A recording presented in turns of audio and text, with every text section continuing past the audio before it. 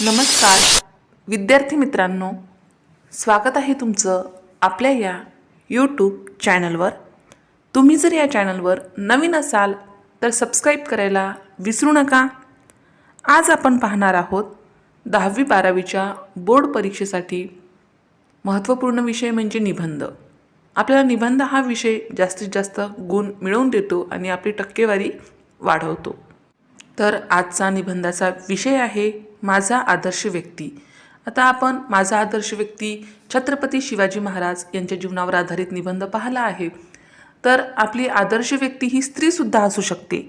तर आज आपण माझा आदर्श व्यक्ती क्रांतिज्योती सावित्रीबाई फुले यांच्यावर आधारित निबंध अभ्यासणार आहोत. चला तर मग सुरुवात करूया. क्रांतिज्योती सावित्रीबाई फुले भारतीय स्त्री शिक्षणाची जननी.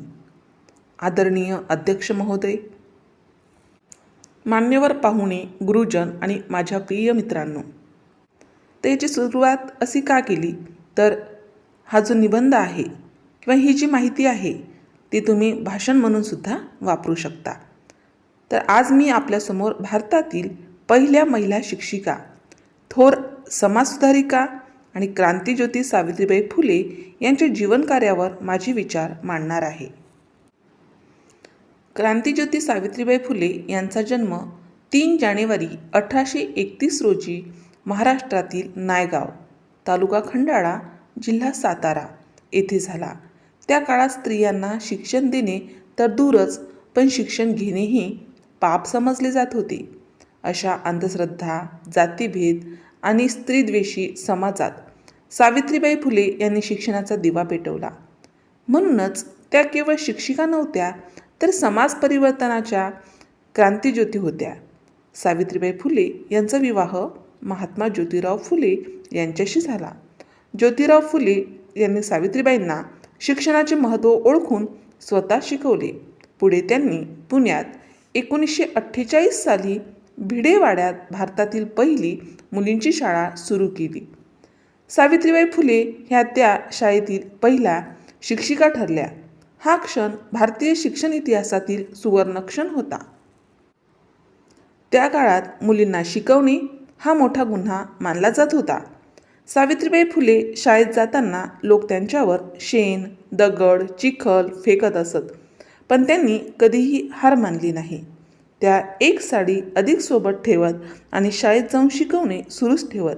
त्यांचे धैर्य, संयम आणि समाजाप्रती असलेली निष्ठा आजही आपल्याला प्रेरणा देते.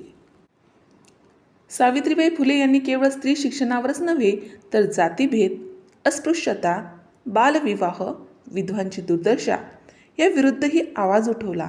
त्यांनी विधवांसाठी आश्रयगृहे सुरू केली, अनाथ मुलांचे संगोपन केले, समाजातील दुर्बल घटकांसाठी त्यांनी आयुष्य वेचले. त्या एक उत्तम कवयित्रीही होत्या. त्यांचे काव्य फुले आणि 52 कशी सुबोध रत्नाकर या काव्यसंग्रहातून त्यांनी समाजजागृती केली.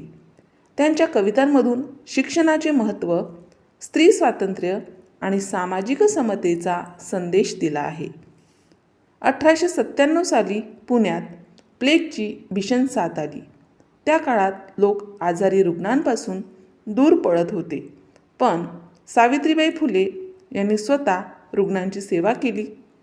एका प्लेगग्रस्त मुलाला वाचवताना त्या स्वतः आजारी पडल्या आणि 10 मार्च 1897 रोजी त्यांचे निधन झाले.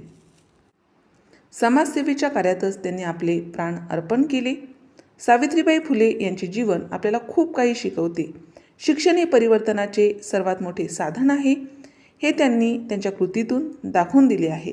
अन्यायाविरुद्ध उभे राहण्याचे धैर्य, स्त्री पुरुष समानतेची जाणीव आणि समाजासाठी निस्वार्थ काम करण्याची प्रेरणा त्यांच्या जीवनातून मिळते. आज महिलांनी शिक्षण, विज्ञान, प्रशासन, क्रीडा अशा सर्व क्षेत्रात यश मिळवले आहे. यामागे सावित्रीबाई फुले यांचा मोठा वाटा आहे.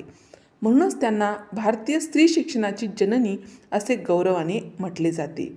शेवटी एवढेच सांगू इच्छितो की सावित्रीबाई फुले यांचे विचार आत्मसात करून शिक्षण, समता आणि मानवतेचा मार्ग स्वीकारणे हीच त्यांना खरी आदरांजली ठरेल.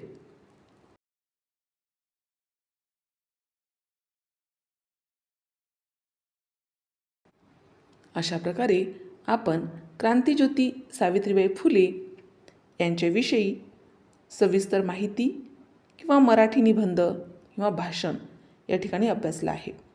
अशाच प्रकारचे विविध वर्गाचे विविध विषयाचे स्वाध्यायासंबंधित, परीक्षेसंबंधित, निबंधासंबंधित, भाषणासंबंधित व्हिडिओ पाहण्यासाठी आपल्या या चॅनलला सबस्क्राईब करा.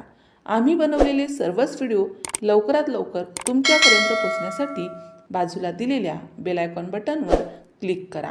तुम्हाला जर हा व्हिडिओ आवडला असेल तर नक्की लाईक करा. काही समस्या असेल, काही अडचण असेल तर कमेंट करा. शक्य असेल तर मित्रमैत्रिणींमध्ये शेअर करा.